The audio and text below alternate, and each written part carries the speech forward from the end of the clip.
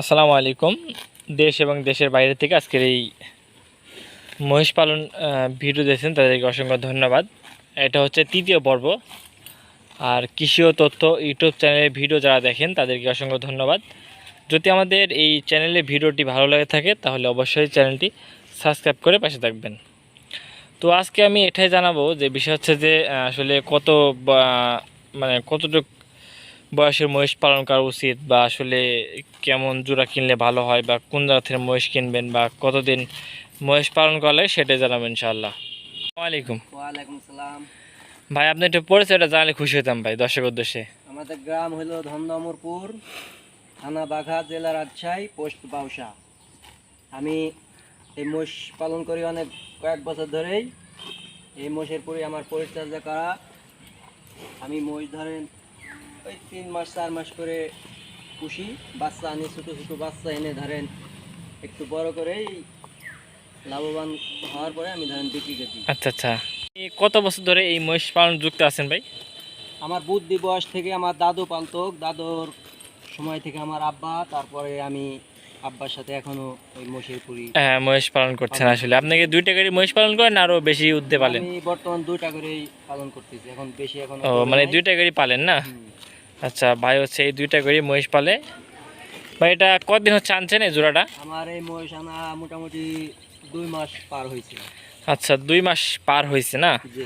আচ্ছা, এই জোড়া ভাইয়ের মহিষ আনা হচ্ছে 2 জোড়া পার হয়ে, মানে 2 মাস পার হয়েছে, হচ্ছে বড় বিষয়। আচ্ছা, এই মহিষ জোড়া কোথা থেকে সংগ্রহ করেছিলেন ভাই? এই মহিষ আমি নিয়ে আসি ধরেন রাজশাহী স্মৃতির হাট থেকে।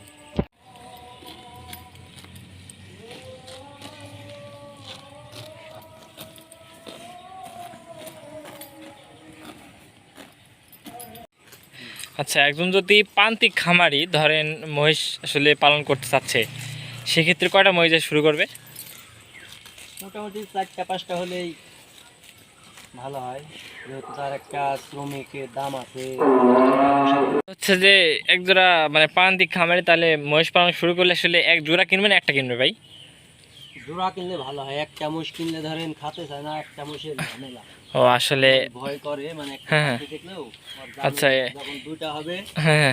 তখন ধরেন 2টা মোষে এখানে সহজে কোনো কিছুতে আঘাত করতে পারে না বা ভয়ও করে না। আচ্ছা, আপনার এই জোড়া কত টাকাতে সংগ্রহ করা ছিল ভাই? কত? আমার এই মহিষ জোড়া কিনা ধরেন 3,05,000 টাকা খরচ মরচ দিয়ে পড়ছে। ও 3,05,000 মানে খরচ মাস দিয়ে, জি। মানে বাড়ি পর্যন্ত আসছে? হ্যাঁ হ্যাঁ। আচ্ছা, এটা আর কতদিন রাখবেন ভাই? এটা আর মাস 2 আড়াই রাখি, পুরো শীতের মধ্যে ধরেন বেশি দেবো। আচ্ছা, কোন টাইমে মহিষের দাম বাড়ে ভাই? মোষের দাম বাড়ে এক কুরবানি, এক রোজার ঈদ, আর এক হলো এই শীতকালীন। এই 3টা টাইমে এই মোষের দাম। শীতকালে একটু মহিষের দাম বেশি থাকে না, শীতকালের কুরবানি কাল। আচ্ছা, তাহলে পরে আপনি সেই দাদার আমল থেকে সে মহিষ পালন করে আসছেন নাকি? যে আমার বুদ্ধির বয়সের আগে থেকে। আচ্ছা আচ্ছা।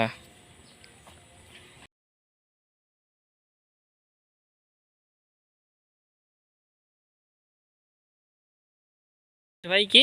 মোহাম্মদ লিকবার হোসেন। লিকবার হোসেন না? জি। আচ্ছা ভাই, খুব সুন্দর তথ্য দেওয়ার অসংখ্য ধন্যবাদ।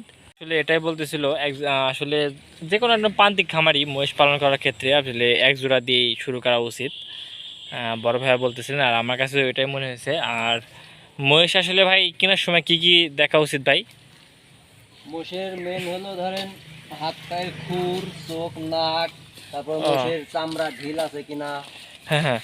মোষের একটা সাইজের পুরো একটা ইয়ে আছে মোষের। আচ্ছা, হাত পা লম্বা, শার্ট মোটা কোটা এগুলো দেখেই কি মহিষ কিনতে না?